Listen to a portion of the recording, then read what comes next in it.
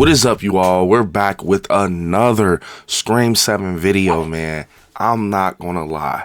Yesterday was crazy. It was literally crazy, bro. We got Scott Foley announced, and then Matthew Lillard and Stu Macher. But it has to be a reason they're coming back. And I think I know it. Before we get into it, smash that like button and make sure you subscribe to the channel because it definitely helps. So to get into this, it's a lot of speculation out there already with everything. And one thing that I think I'm sold on now is I think that with the opening kill, it's going to be different from the past. I think we have Kevin Williamson as director chair. I think this one right here is going to be a letter to Wes Craven and a letter to the franchise and just the heart of the story. And I think that we're going to finally see that moment when Stu Macher, Roman, and Billy take out Maureen Prescott. I think the opening kill is going to be them actually taking her out and her death and showing how Roman orchestrated everything and how they, you know, all had the same motives to take her out besides like Stu. But Roman and Billy, everything going on with their parents and them being abandoned, they're blaming on Maureen Prescott for cheating and just having all these things domino. I think, to be honest, it's going to be a different type of opening kill. It's not going to be like that big face we're used to, like your Drew Barrymores or Samara Weavings.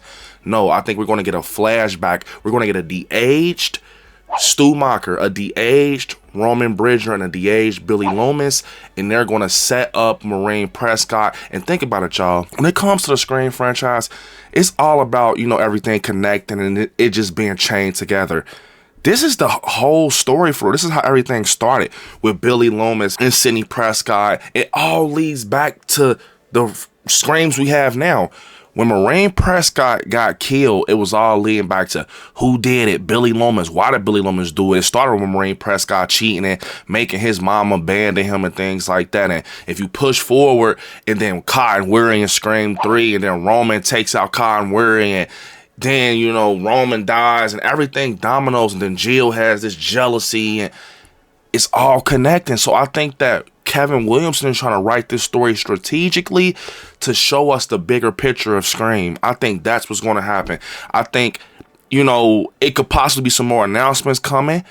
But the fact that they announced Matthew Lillard and Scott Foley, now that I sit back and think about it, it has to be that, right? It has to be that opening kill with them three taking out Maureen Prescott. And the thing is, it can also be this too, the voice modulator trick. Now, that will be crazy, because now if we get somebody like Jill announced, you know, and we keep getting other people announced from the past, I'm thinking they're going voice modulator, being that, you know, Sidney's going to be getting these moments where she's getting calls, but she's going to hear a lot of people like she heard in the past being Stu Macher, Billy Loomis, and she's going to be tripping out. They might even go the furthest because it's 2025. Anything can happen.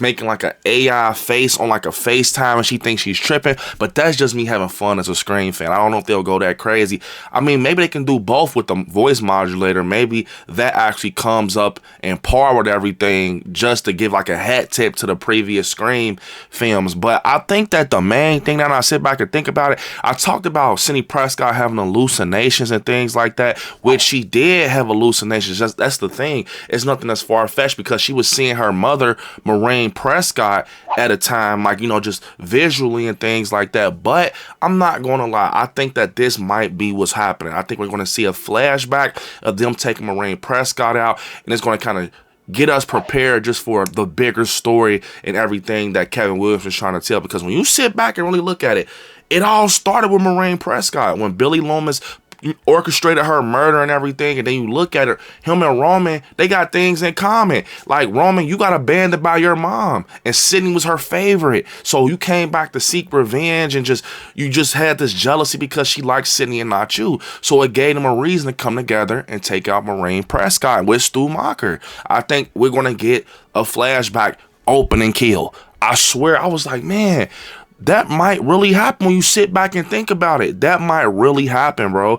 But the voice modulator is not far-fetched either. Just toying with Sidney Prescott. Also, I think something that could happen potentially is possibly the hallucinations. First, hallucinations was like, oh, that has to happen because they did it in Scream 5 and 6. But I'm like, now that I think real deep into it, I don't know. It could still happen.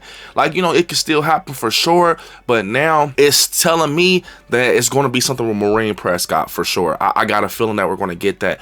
But I can be wrong. That's the thing. I can be wrong. Overall, I see a lot of people in the community thinking that Stu Macher is like literally alive in the flesh.